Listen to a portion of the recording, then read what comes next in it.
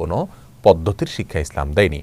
আর নবী আলাইহিস সালামের প্রতি দুরূদ প্রেরণ করলে বা তাকে উদ্দেশ্য করে যদি কোনো আমরা কিছু করি, তাহলে সেটা কোনো ব্যক্তির মারফত মদিনায় পৌঁছায় দেওয়া বা নিজে বলে পৌঁছায় দেওয়া বা কোনো হুজুর বা কোনো আলেমের মাধ্যমে পৌঁছায় দেওয়া, এটারও কোনো প্রয়োজন নাই। কারণ দাইলামির একটি হাদিসে বর্ণিত হয়েছে, নবী আলাইহিস সালাম বলেছেন যে আল্লাহ সুবহানাহু ওয়া তাআলার পক্ষ থেকে নিযুক্ত ফেরেশতা রয়েছেন যে আমাকে সংবাদ দিয়ে থাকেন যে পৃথিবীর কোন প্রান্তে কে কখন আমার প্রতি দুরূদ প্রেরণ করে থাকে, সেটাকে তারা আমার কাছে পৌঁছে থাকে।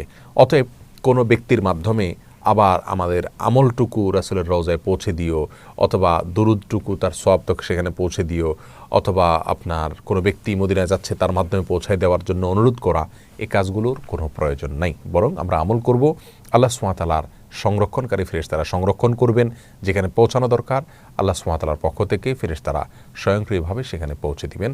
অতএব আমাদের এই নেক আমলটুকু রাসূলের রওজায়